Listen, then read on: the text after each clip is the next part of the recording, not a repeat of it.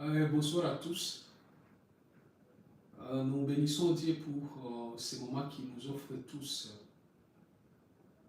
Il nous a guidés, il nous a choisis, il nous a aimés. Nous venons de débuter ce programme d'enseignement et de prière de 2 jours avec comme thème l'impact de la résurrection du Christ Jésus sur la vie humaine. L'impact de la résurrection de Jésus-Christ sur la vie humaine. Nous sommes dans l'octave de Pâques, la fête pascale, la fête de la victoire, la fête où Jésus s'est livré à nous-mêmes pour nous témoigner qui il est, mais aussi montrer un amour grandiose d'un père à ses enfants. Et c'est pourquoi ce thème a tellement d'importance très capitale, parce que ça montre encore une autre dimension de relation entre la nature divine avec la nature humaine. Et en théologie, les théologiens de l'Église catholique, ils disent l'union hypostatique. Autrement dit, la nature humaine a été cohabitée par la nature divine. Bien-aimés dans le Seigneur, quand on parle d'impact dans notre langue courante, c'est le fait qu'il y ait un contact extérieur vis-à-vis de quelque chose d'autre. Autrement dit, un contact extérieur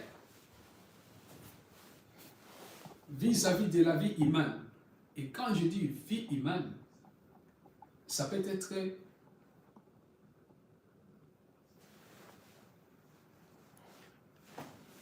le corps, l'âme ou l'esprit. C'est pourquoi l'impact de la résurrection de Jésus-Christ a tellement de l'importance, parce que ça agit sur l'homme que nous sommes, que tu es, que je suis. Bien-aimés dans le Seigneur, l'impact de la résurrection de Jésus-Christ, en le développant, nous l'avons pris en 3 dimensions. Il y a la dimension de la justification.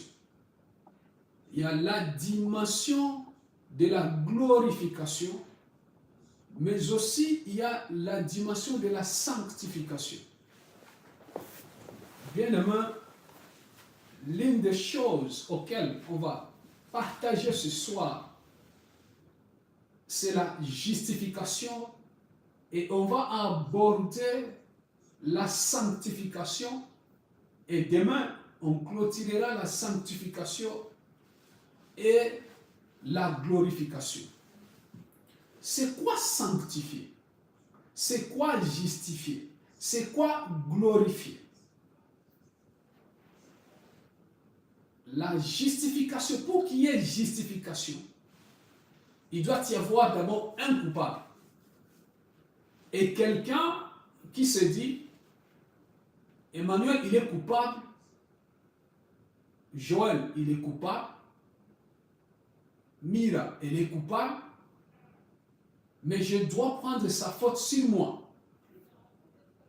Vous et moi, qui est le coupable? Et qui doit prendre la faute sur lui? Il y a 2 choses. Moi, en tant qu'humain, j'étais coupable. Jésus était innocent. Dans son innocence, rempli d'amour, il a donné sa vie pour moi, pour payer mes dettes. Mais d'où m'est venue le dette? Saint Paul dit dans le premier livre de Corinthiens au chapitre 15, versets 45 à 49, il dit ceci. Le premier homme, Adam, est devenu un être vivant. Le dernier Adam, un esprit vivant. Ça veut dire, un esprit vivant, c'est celui qui veut accéder à la vie divine. Un esprit, un être humain, c'est quelqu'un qui fait accéder à la vie humaine. Autrement dit, il y a deux types de personnes. Il y a le premier Adam, qui est la source de toute vie humaine sur terre. Mais aussi, il y a Jésus qui est venu de l'esprit pour que nous tous, en tant qu'humains, nous accédons à la vie divine, à la vie dans l'esprit. Autrement dit, il nous donne la grâce vivifiante. Le Saint-Esprit est l'esprit qui vivifie. Le spirituel n'est pas venu en premier, mais le naturel. Et après cela, le spirituel. Saint Paul il continue. Les premiers hommes étaient de la poussière de la terre. Le second homme vient du ciel. Comme l'homme terrestre, ceux qui sont de la terre, et comme l'homme du ciel, ainsi sont ceux qui sont du ciel. Et de même que nous avons porté la ressemblance de l'homme terrestre, ainsi nous porterons la ressemblance de l'homme du ciel. Wow!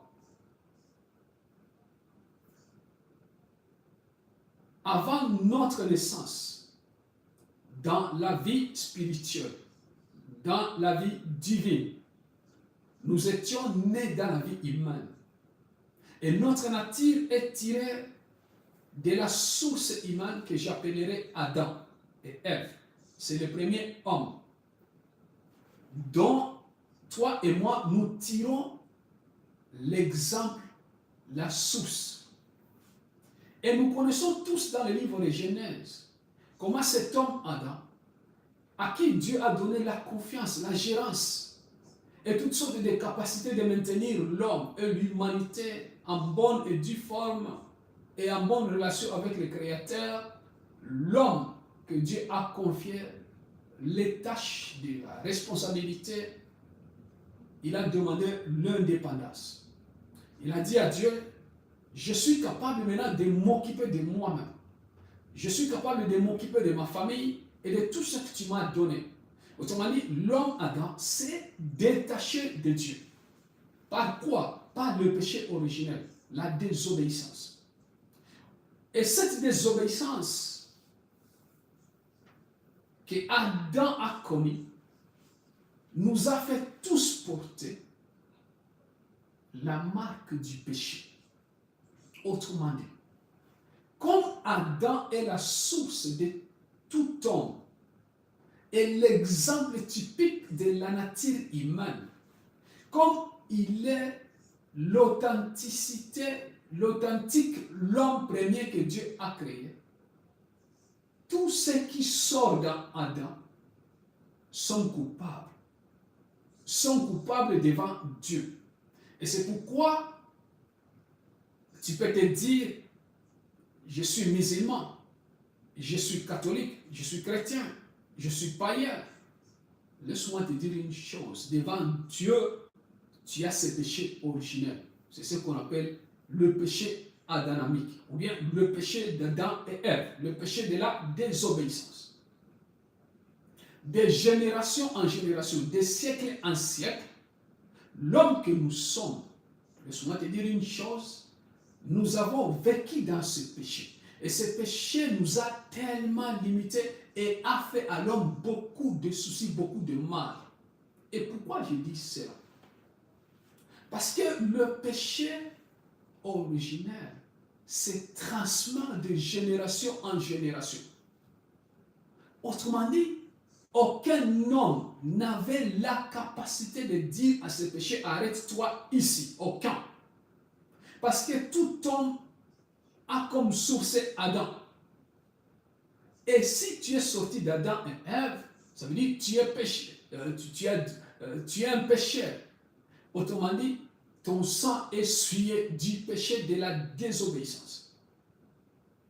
Toi et moi, tous les prophètes que nous avons entendus parler, Abraham, Noé, David, Salomon, Élisée, Jérémie, Daniel et les autres, ils sont dedans.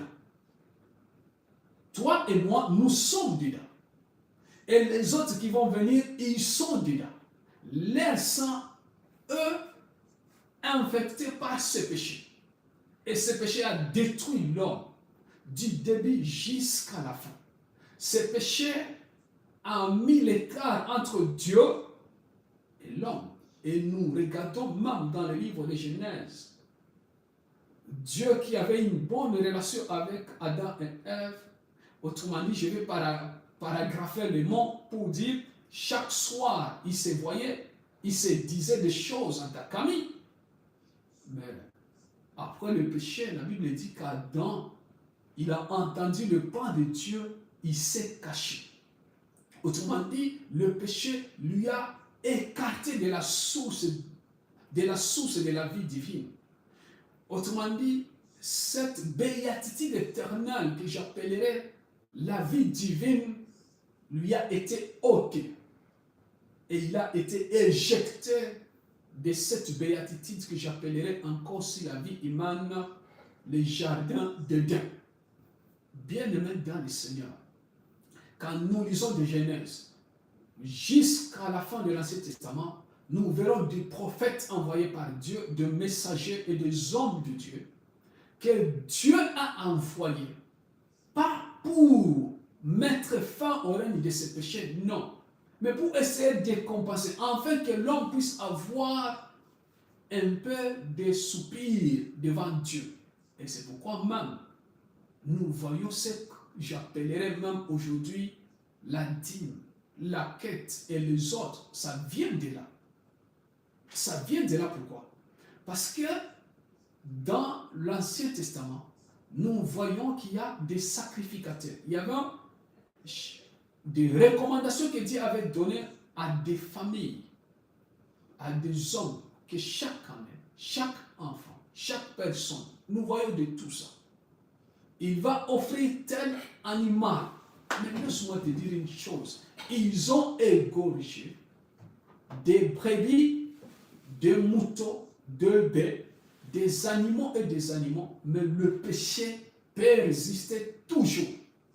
Et si Dieu aurait laissé que ça continue, je sais et je pense, j'affirme même que le pâturage des animaux serait déjà fini jusqu'aujourd'hui parce que nous sommes bientôt à 8 milliards de personnes. Bien aimés dans le Seigneur. Dieu, il est tellement bon parce qu'il s'est dit, qu'est-ce que je dois faire? Je suis celui qui a créé Adam et Ève. Je suis celui qui les a donné tout ce qu'ils ont.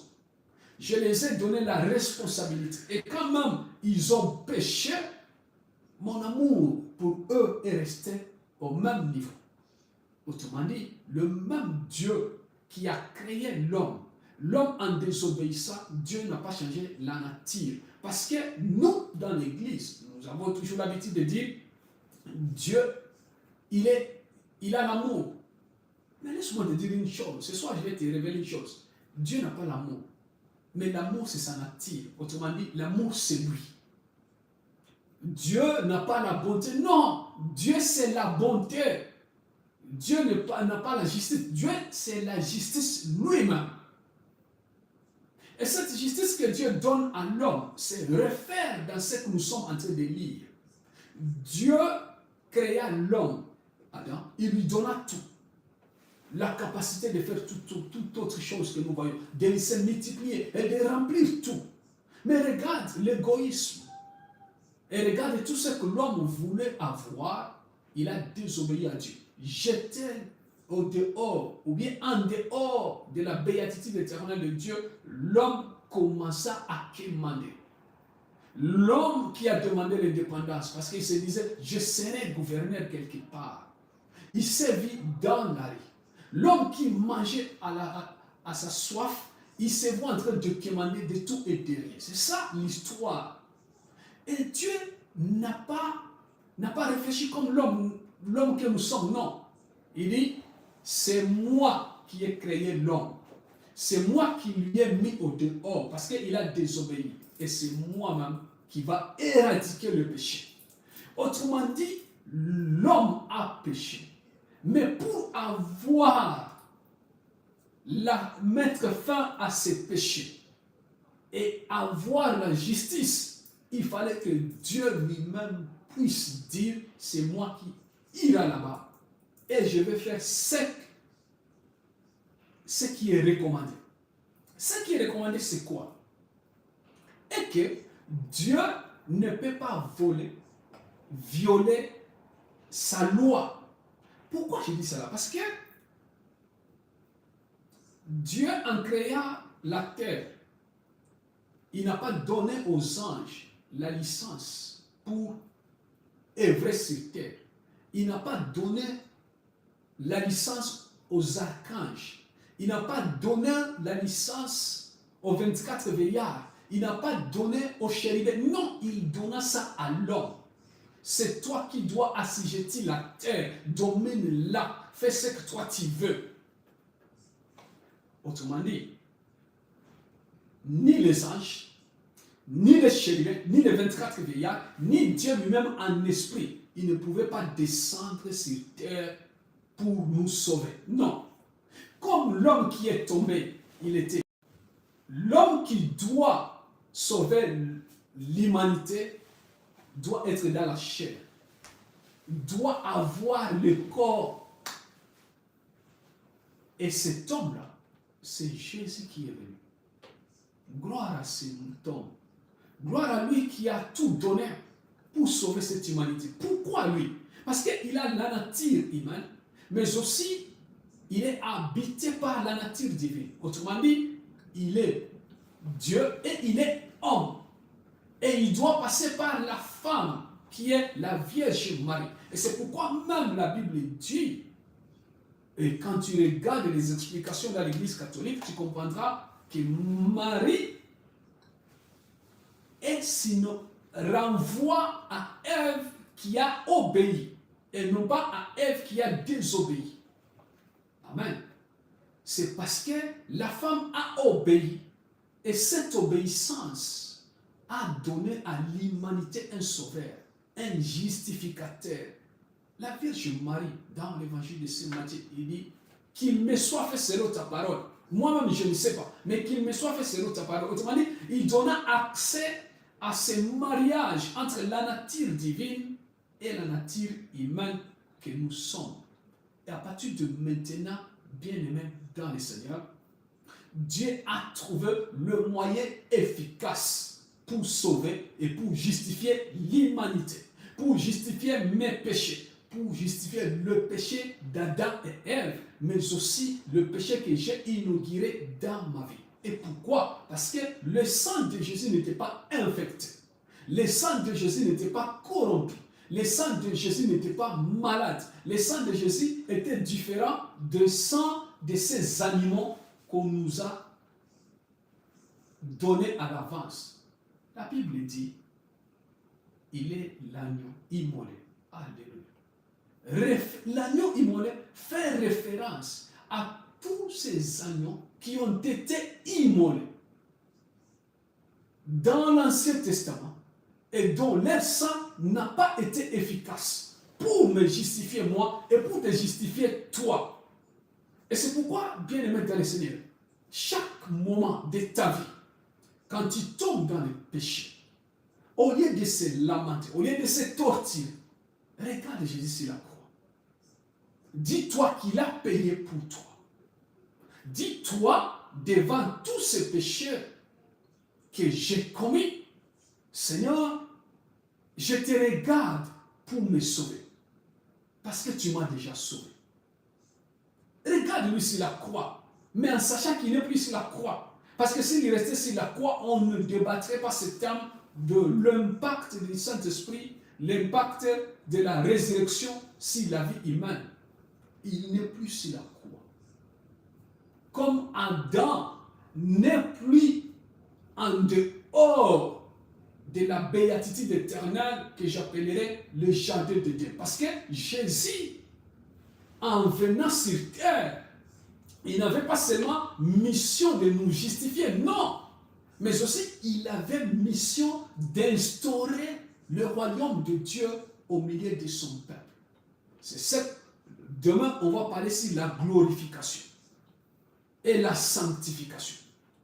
Bien-aimés dans le Seigneur, j'aimerais qu'à partir de ce moment, tu puisses comprendre que le péché que tu as commis hier, si tu le confesses, ça n'a plus d'impact sur toi. Parce que Dieu ne te regarde plus, non. Chaque fois que je pêche, chaque fois que tu pêches, chaque fois que nous commettons des erreurs, Dieu ne nous regarde pas. Parce que Dieu, il est saint. La Bible dit que le péché, il ne peut pas regarder le péché. Qu'est-ce qu'il fait? Il regarde son fils Jésus. Et c'est pourquoi, bien aimé dans le Seigneur, je dois te dire une chose. Dieu, il a tout payé. Il a payé tes crédits. Il a payé tes péchés. Il a payé tes offenses. Il a payé, si c'est à quoi tu te lamentes jour et nuit. Il a payé le péché, chéri, qui te tortille. Il a payé tout ce à quoi tu ne t'attendais même pas. Et quand je dis il a payé du début jusqu'à la fin. Il a payé même le péché que tu n'as pas encore commis. Pourquoi je dis ça là? Parce que quand nous lisons dans le livre d'Ésaïe, au chapitre 53, nous verrons que tous les verbes conjugués sont conjugués au passé. Autrement dit, Dieu, Jésus a déjà tout fait, même avant que toi tu pêches. C'est pourquoi ne t'éternise pas si ça. Ne t'éternise pas si tes péchés, non. Ne t'éternise pas si le fait que le diable, l'ennemi que nous avons tous en commun, te reprenne en te ramenant le même faute que tu as fait. Regarde Emmanuel, tu as fait ça, tu as fait ça, tu as fait ça, lycée, tu as fait ça, tu as fait ça. Ok, je fais ça. Mais Jésus, qu'est-ce qu'il a fait? Oui, je suis tombé dans l'impudicité, dans la cupidité, dans l'hypocrisie, dans tout, dans le péché capitaux, dans tout. Mais qu'est-ce que Jésus a fait? Il a mis croix à l'ordonnance qui me tenait captif. Il a mis fin au règne du mal qui œuvrait dans mon cœur, dans mon esprit. Pourtant, je dormais. Pourtant, j'étais assis, j'étais quelque part. Le psalmiste, il dit, quand Dieu ramena les captifs de Sion, nous étions comme si nous faisions des rêves. Et pourtant, c'était la vérité. Comprendre, frères et sœurs, que c'est à quoi tu te reproches. T'as été, quelqu'un a payé pour toi. C'est le débit de la guérison et surtout de plusieurs maladies émotionnelles, psycho-affectives même. Tu te tortures de ça, tu te tortures de A à Z. Tu es parti à gauche à droite. Tu as fait ça, tu as fait ça, tu as fait ça. Oui, j'ai fait ça. Et laisse-moi te dire une chose. Nous sommes dans le monde où on va te dire, amène telle somme d'argent, on va... Non. À cause de tel péché que tu as commis, à cause de telle obsession que tu as fait, à cause de telle chose que tu as fait, amène telle somme d'argent, on va te laver, on va prier pour toi. Non. L'unique référence que nous avons, c'est Jésus. Il est l'homme divin que Dieu a donné l'autorisation d'œuvrer sur terre, afin d'essuyer toutes, m'essuyer moi, avant même que je tombe dans le souillure. Il m'avait laissé la libre arbitre. Et cette liberté qu'il m'a donnée, ça m'a poussé à choisir qu'est-ce que je veux. Il y a deux moments dans ma vie, dans ta vie, dans notre vie humaine. Nous choisissons le mal au lieu de choisir le bien. Et nous sentons cette voix qui nous dit, tu devrais faire ça au lieu de ça. Mais qu'est-ce que nous faisons? Nous nous appuyons à l'instinct ou bien à notre égoïsme pour dire, je préfère faire ça que ça. Même si ça doit faire mal à l'autre, à autrui.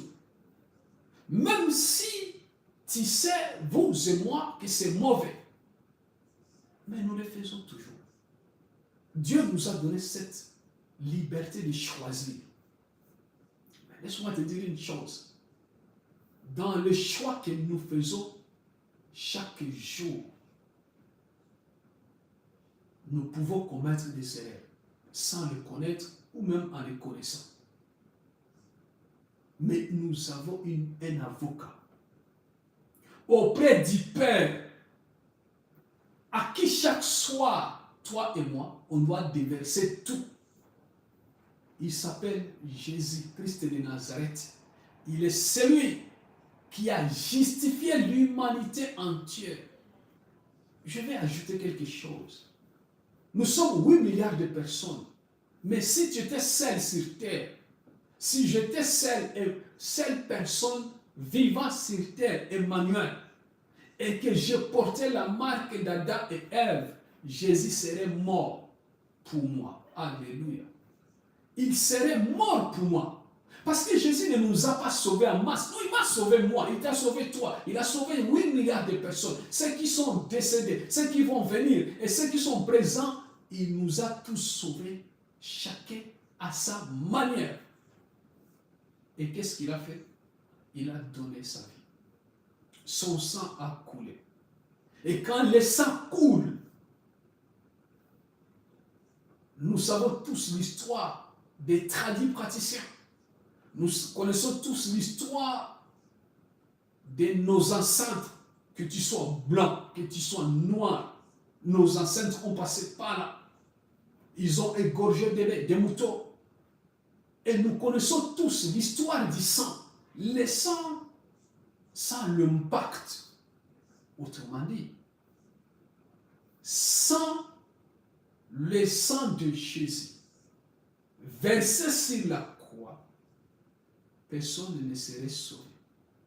Personne ne serait justifié.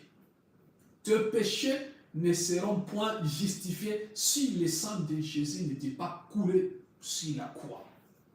Bien-aimés dans le Seigneur, la justification, c'est Jésus qui justifie. Ce n'est pas le nombre de fois que tu pars à l'église. Ce n'est pas le nombre des églises que tu as conçues pour Jésus. Non.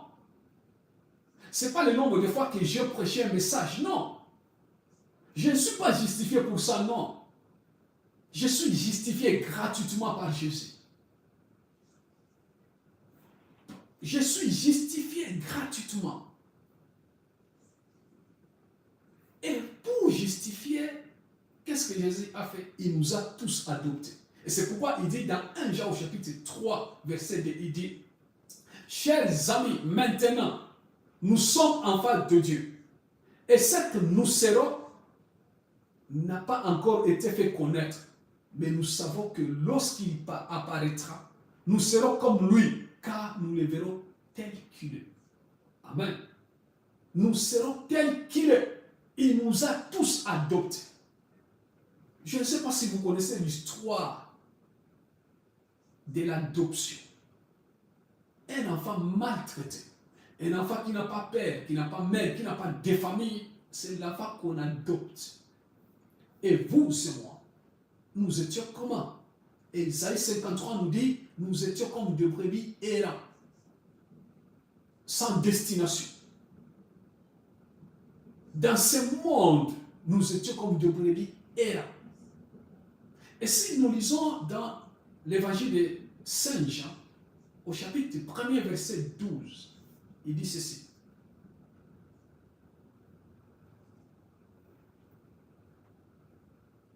Jésus nous a donné la capacité de devenir enfants de Dieu,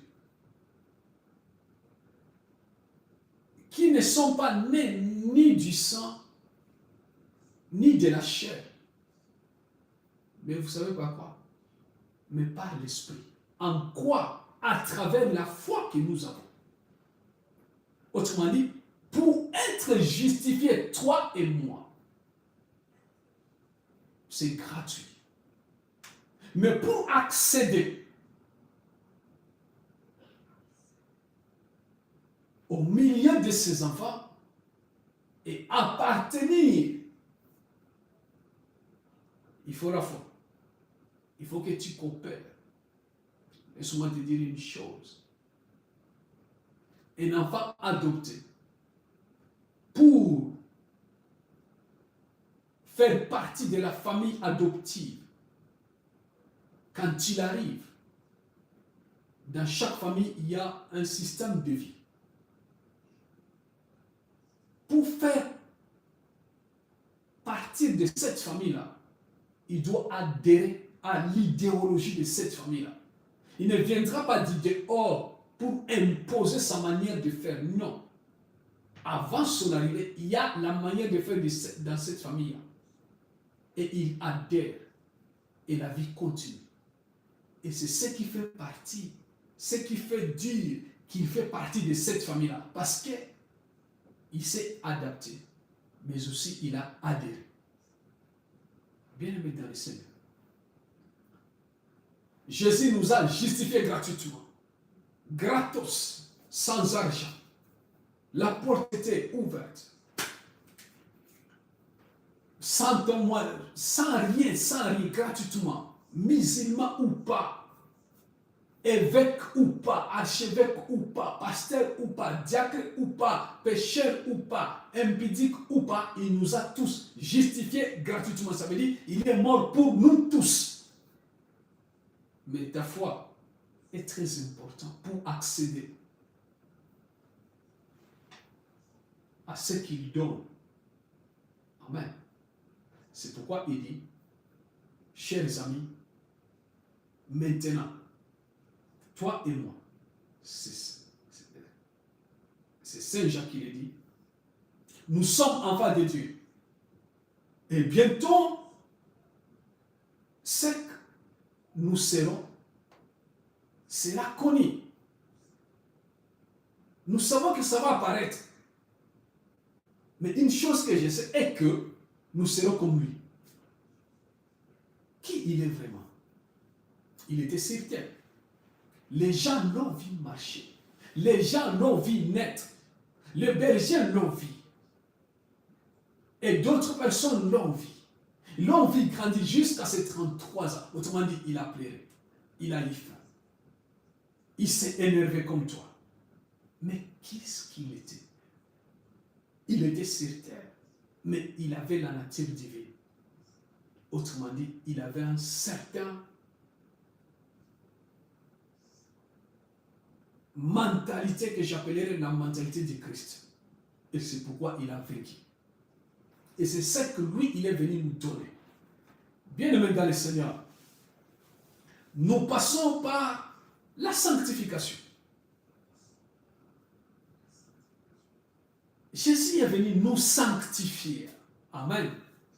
Et cette sanctification, c'est très capital. Pour ton cheminement dans la vie spirituelle, il faut te sanctifier. Qu'est-ce que signifie le fait d'être sanctifié?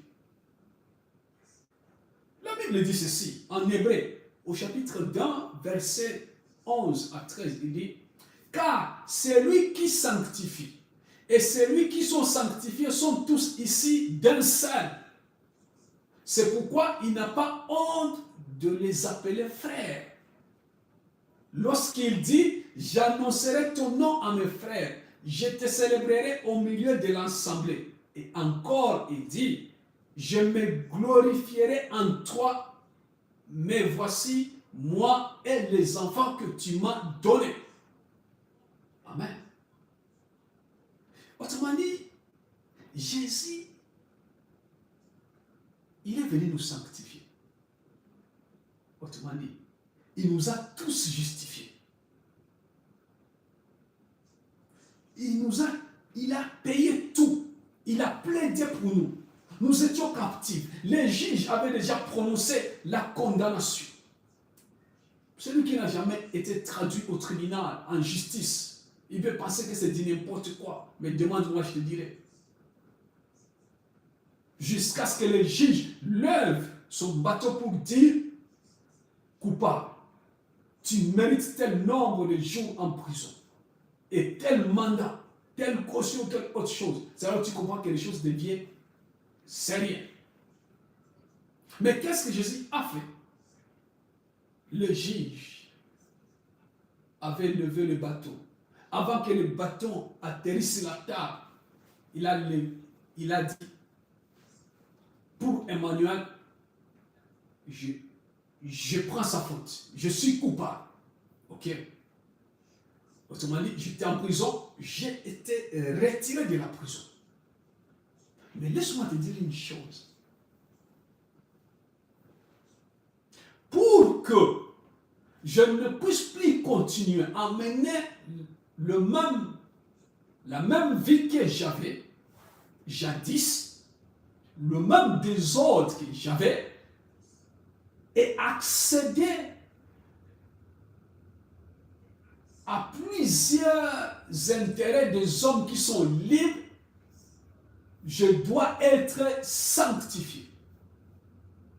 Et cette sanctification, c'est ce que j'ai dit avant de commencer cette deuxième partie, la foi, ton adhésion, ta collaboration. C'est accepter de faire partie de la famille de cet homme qui s'est donné à mort pour toi. Et quand tu accèdes à ça, c'est ce qu'il dit. Car c'est lui qui sanctifie, et ceux qui sont sanctifiés sont tous ici d'un seul. Autrement dit, tu fais partie de son corps. Et quand nous lisons dans les épîtres de Saint Paul, il dit, ne savez-vous pas que vous êtes le corps du Christ, que vous êtes le membre du Saint-Esprit. Amen.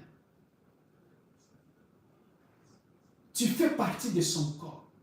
Tu fais partie de ses membres. Tu fais partie de sa famille. Autrement dit, quand ils appellent la famille de Jésus-Christ et de Nazareth, Emmanuel aussi se lève. Amen. Tu sais pourquoi? Parce que j'ai donné ma vie à Christ. Joël aussi se lève. Amélie aussi se lève. Nous tous, nous nous lèvons parce que nous faisons partie de cette famille-là. Et quand Jésus nous a tous présentés, laisse-moi te dire, il n'a pas dit les musulmans que tu m'as donnés. Il n'a pas dit les évangéliques que tu m'as donnés. Il n'a pas dit non. Il a dit, voici les enfants que tu m'as donnés. Et si nous lisons la prière finale de Jésus-Christ à ses disciples, dans l'évangile de Saint Jean chapitre 17, nous comprendrons qu'est-ce que Jésus veut dire. L'effet de dire, j'annoncerai ton nom à mes frères, je te célébrerai au milieu de l'assemblée. Jésus voulait dire, vous et moi, nous avons un seul Père. Nous avons un Père en commun. Il est celui qui m'a envoyé parce que je suis votre grand frère. Je suis venu vers vous pour vous racheter. Et maintenant, je vous rachète et je vous dépose à son sein. Et c'est pourquoi l'évangile de Saint Jean au chapitre 17, il dit, je n'ai pas perdu même un, sauf celui qui m'a trahi. Et Jésus en disant, il dit, Père, je te prie de les garder. Amen. De les protéger. Bien-aimés dans le Seigneur. Dans l'épître de Saint Paul aux Éphésiens, au chapitre 2, verset 1, il dit ceci. Nous étions morts par nos fautes et par nos péchés. Nous étions réellement morts spirituellement. Et si nous lisons dans Colossiens au chapitre 3, verset 1, il dit, nous sommes ressuscités avec Christ. Cette résurrection qui nous est donnée aujourd'hui est spirituelle. Il s'agit d'un bienfait présent. Amen. Ne l'attendez pas demain. Ne l'attendez pas hier. C'est aujourd'hui. C'est aujourd'hui que toi et moi, pour être sanctifiés, on doit collaborer en donnant notre vie à Dieu. Amen. Je vais vous donner ce témoignage. Dans le mois de février passé, j'ai été invité au Congo-Kinshasa, à Bukavu, pour prêcher sur le même thème, sur l'impact de la résurrection sur la vie humaine. Et pendant un mois, j'ai préparé le thème. C'était une grande conférence. J'ai béni Dieu pour ça. Dieu me mettait à cœur qu'il y aura beaucoup de gens qui donneront leur vie à Dieu. Et moi, dans la paix, je préparais comme d'habitude. Mais je me disais comment ça va se passer. Jusqu'à ce qu'on arrive au milieu de l'assemblée, et le Seigneur met cette motion au-dedans de moi. Rappelle-toi le message que je t'ai dit il y a tant. Je ne me suis pas rappelé immédiatement, mais jusqu'à ce que je commence à le finir l'enseignement, il me met à cœur, il y a beaucoup de gens qui vont donner la vie à Christ. Il y a beaucoup de gens qui vont déposer leur vie dans le Seigneur. Qu'est-ce que je dois faire? J'ai obéi. Ce qui n'est pas coutumier chez nous, les catholiques, mais quand Dieu impose, je n'ai pas de réfiga, je n'ai pas de limite, catholique, musulman ou pas, je suis pour Dieu et je fais les choses selon ce qu'il dit. Et qu'est-ce qui s'est passé? J'ai lancé la parole de Dieu et j'ai dit, le Seigneur me met à cœur qu'il y a des gens qui ont la soif de commencer à marcher avec lui dans son intimité à partir d'aujourd'hui. Et s'il y a quelqu'un parmi vous qui se sent, c'est le moment. Ne regarde pas ton voisin, ne regarde pas, non. D'abord, c'est toi. C'est le présent. Comme Colossiens le dit. First minute. Première minute, sans rien. Deuxième minute, sans rien. Et j'ai commencé à dire, Seigneur, qu'est-ce qui se passe? Troisième minute, et je vois les gens avancer doucement, timidement, mais les uns en pleurant, les autres en s'agenouillant, les autres en criant. Je ne peux pas compter.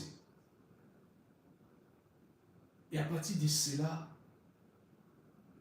ma joie était de dire, Seigneur, pas parce que tu m'as utilisé, non, mais parce que tu as gagné mes frères et mes sœurs aujourd'hui. C'est pourquoi, bien-aimé dans le Seigneur, il n'y a pas un bon moment pour dire, je vais donner à Dieu ma vie. Non, c'est le moment que tu sens cette motion. Sache que Dieu t'appelle.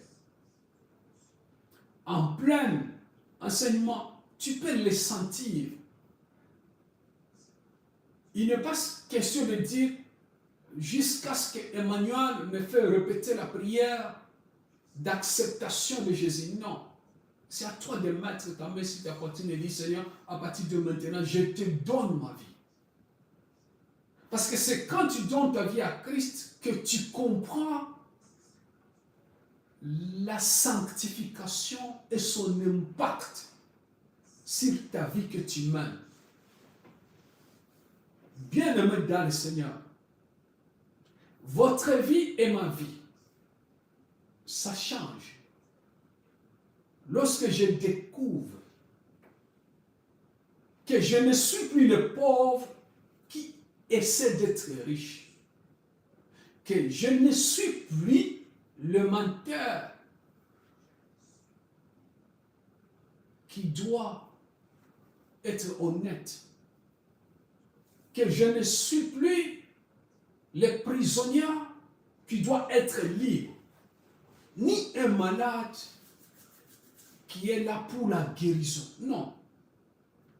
Le fait juste de comprendre que tu étais en prison, que tu étais fautif, à travers Adam et Ève, et l'avocat, le magistrat, le juge t'avait déjà condamné, et qui est quelqu'un qui s'est tenu debout et dire, je vais payer pour lui, s'il a été jugé 100 ans de prison, je veux le purger pour lui, et que cet homme, il t'a appelé à la sanctification, afin que tu parviens à être le membre de sa famille pour que tu bénéficies de tout et derrière le bienfait de son Père, l'abondance des biens de son Père. Ça change ta façon de faire et de dire les choses. Bien-aimés dans le Seigneur, dans 2 Corinthiens, au chapitre 5, verset 17, la Bible nous dit, si quelqu'un est en Christ, il est une nouvelle créature. Les choses anciennes sont passées, et voici, toutes choses sont devenues nouvelles. Amen. Amen. Toutes choses sont devenues nouvelles. Je ne sais pas. Personne ne connaît ta vie. Personne ne connaît à quoi tu lis. Personne. C'est toi seul qui sais. Mais je suis venu ce soir pour te dire une chose.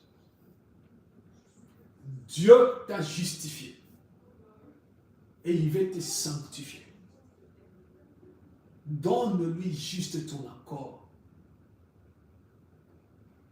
Et en lui donnant ton accord, je t'inviterai ce soir à fermer juste tes yeux afin que nous puissions prier ensemble et recourir à la bonté divine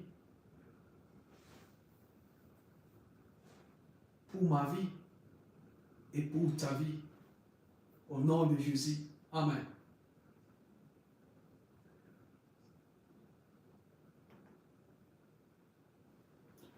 Seigneur,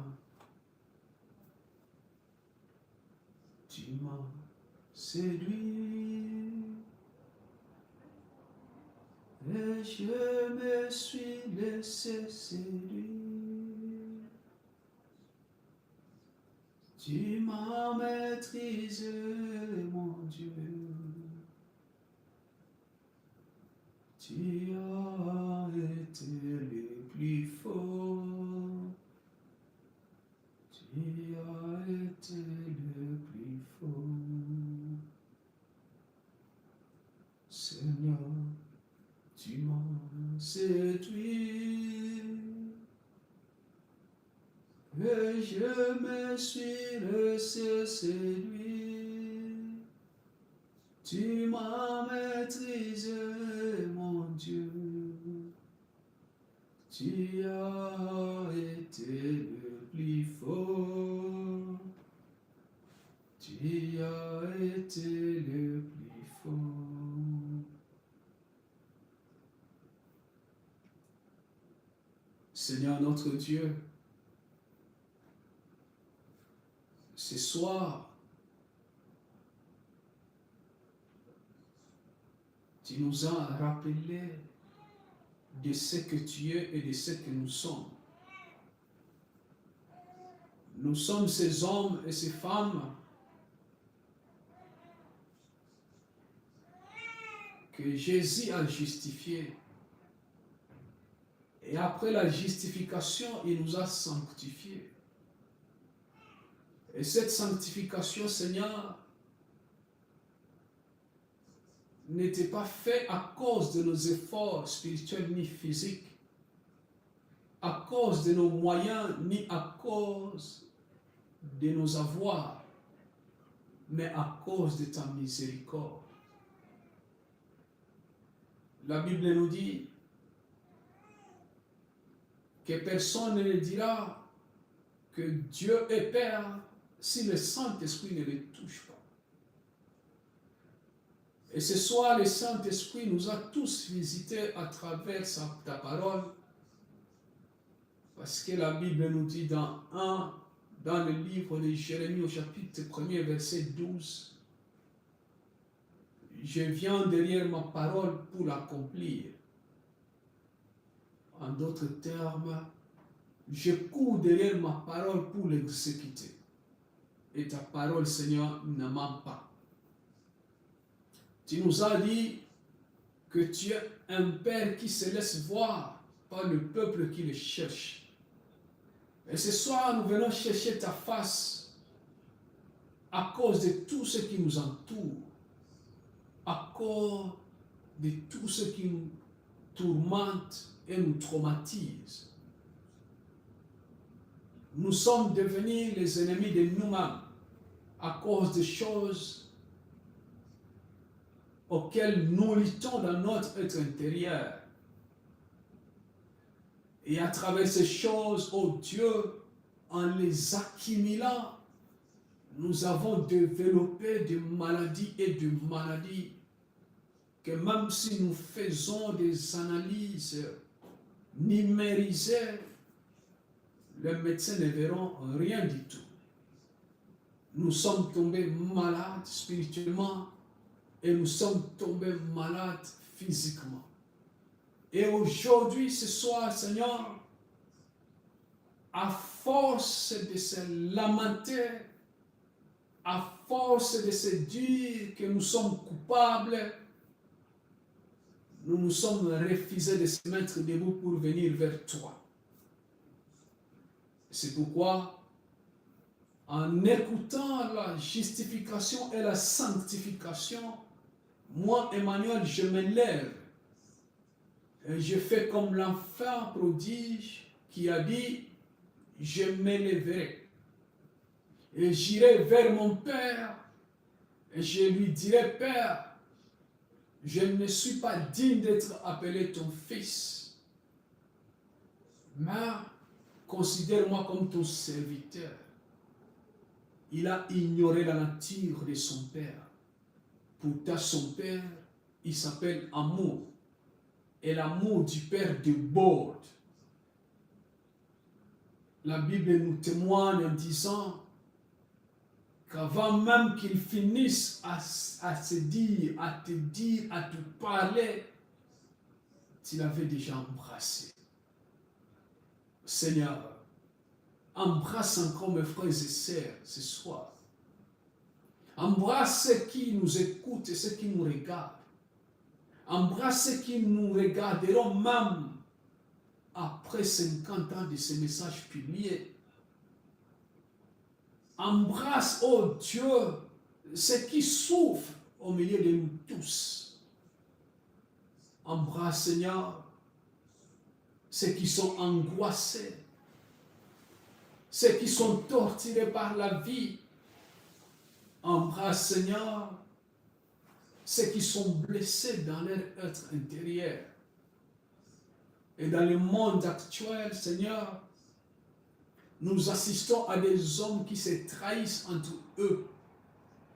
La femme qui trahit l'homme, l'homme qui trahit la femme, les enfants qui trahissent les parents qui trahissent les enfants.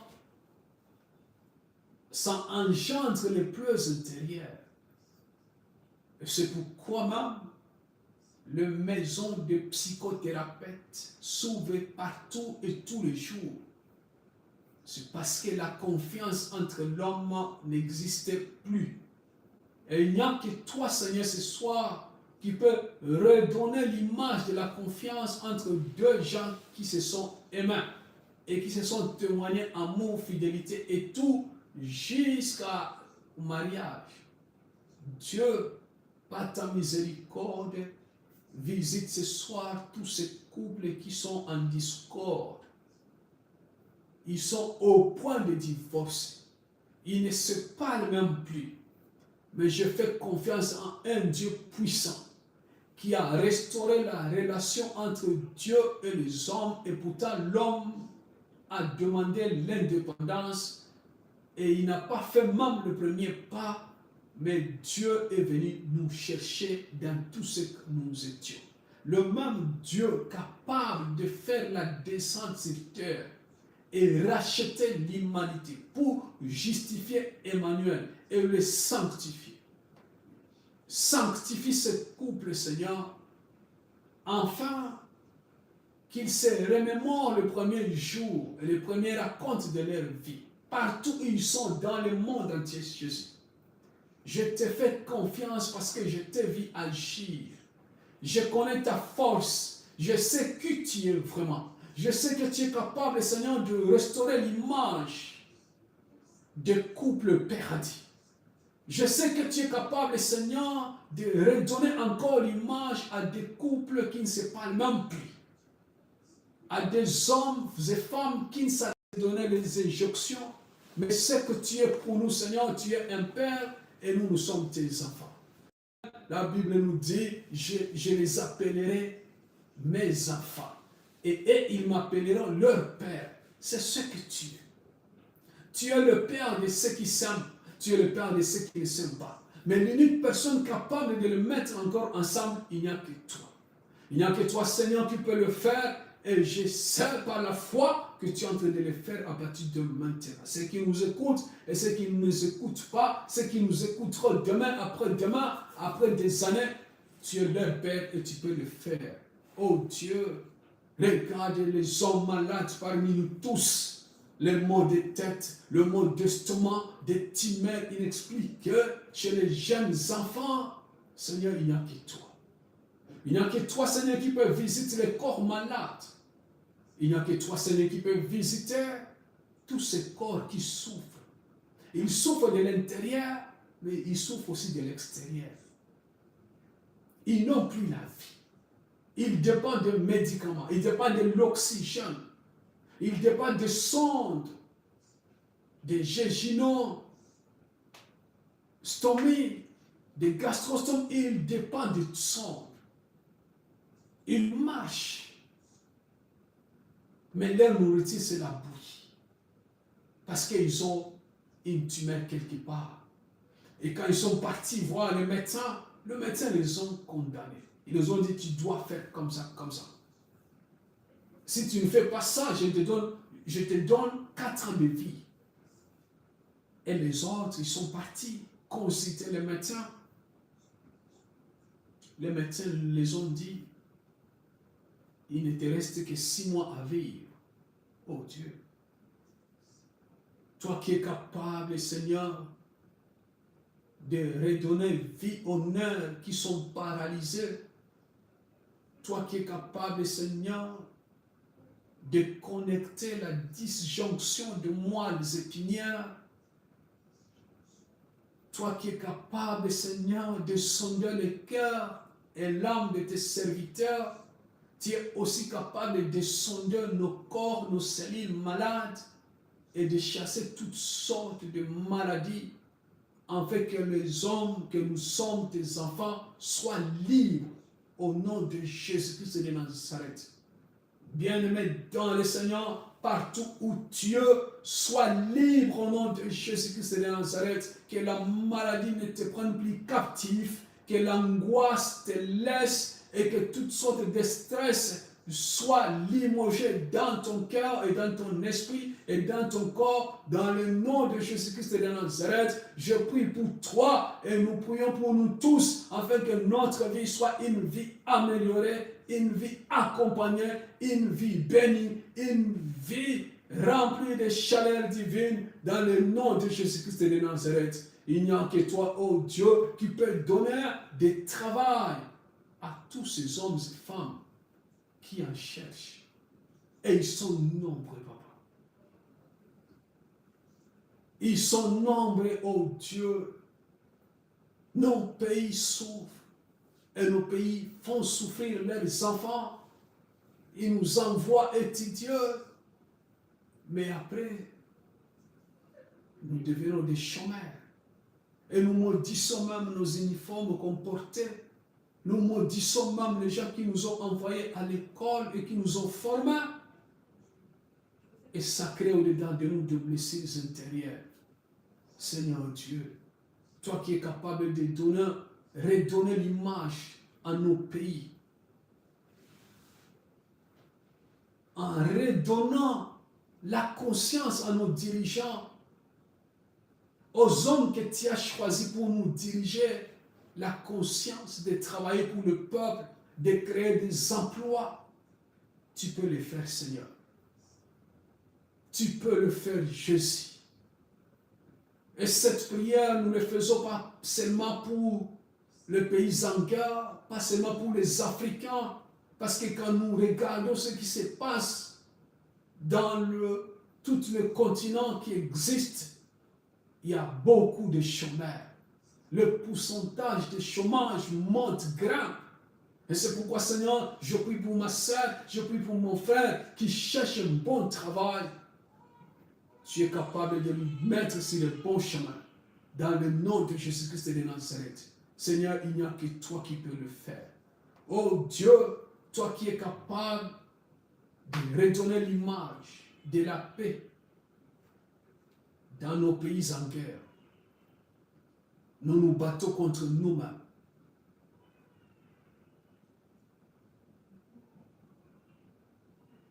La guerre en Russie, en Ukraine, au Congo, au Burkina, au Niger, en Israël, en Iran, en Amérique, partout il y a la guerre.